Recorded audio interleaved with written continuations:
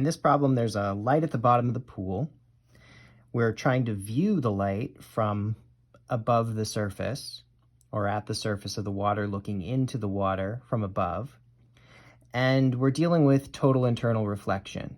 So we're dealing with the point at which the light coming from the bulb hits the surface and the refraction angle is 90 degrees, so it actually continues along the surface. If we consider some intermediate angle, like let's say we go off in this particular direction, like this. So what happens to the light directed from the light bulb off in this direction? Well, instead of continuing along the straight line, it will bend away from the perpendicular. I'll keep it with the ruler. Something like that. So we already know this, so that's just regular refraction. But if you keep taking steeper and steeper angles from the light bulb, this angle is going to get steeper and steeper as well, and eventually it will be directed along the surface of the water. So if you're above the water, you won't be able to see that light. It's essentially reflected back into the water, so you don't get to see it. Now let me draw that beam. So this beam here, I'm saying will be total internally reflected, which means that the refracted beam is off in this direction, along parallel to the surface of the water. All right, so here is the perpendicular at that point, and the refracted angle is exactly 90 degrees. Okay, we do know some other information about the problem. We know the depth of the water here is 3 meters, so it's 3.0 meters from here to here. And we know Snell's law. So let's write down what we know about Snell's law, and then we can fill in what we need to fill in. So we have N1 times the sine of angle 1 equals N2 of sine angle 2. N1 in this case is the water, so that will be 1.00. I'm sorry, is the air, which is 1.00. The angle in the air, in this case, what we're looking for is 90 degrees. In the water, the index is 1.33. And the angle, we don't know that right now. In fact, we're going to have to figure it out. So we'll leave that as sine of theta 2. And we'll make that the angle right here. Oh, I was writing 32. I wanted to write theta 2. Okay, so that's theta 2. That's an unknown.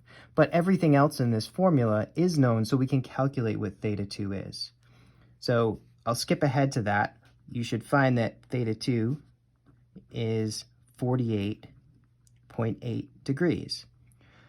So when the light from the light bulb is at an angle of 48.8 degrees, the refracted beam will be at 90 degrees parallel to the surface of the water.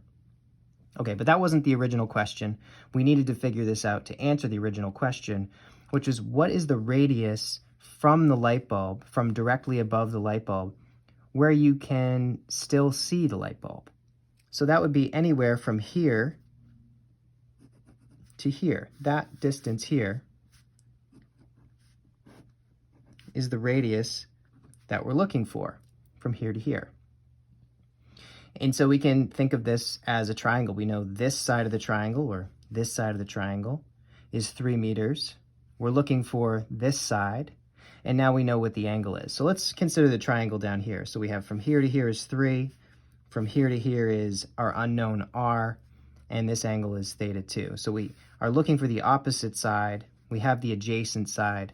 That tells me we want to use the tangent of theta 2 is equal to the opposite, r, what we're looking for, over the adjacent, which is 3.0.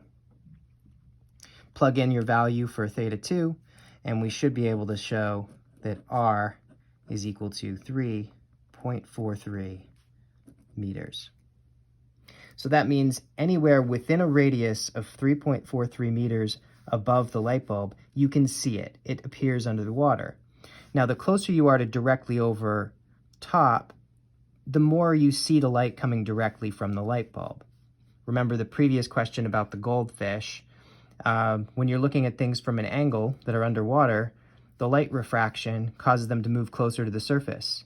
So one way to think about this problem is that if you're directly over top of the light bulb looking at it, it sits at the bottom of the pool. But the more you drift this way, the image of the light bulb drifts towards the surface.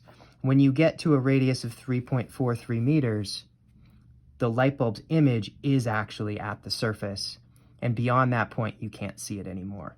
The light bulb's image is refracted, have to be refracted more than 90 degrees, which is impossible, so it's actually reflected back into the water. And that's why we call it total internal reflection.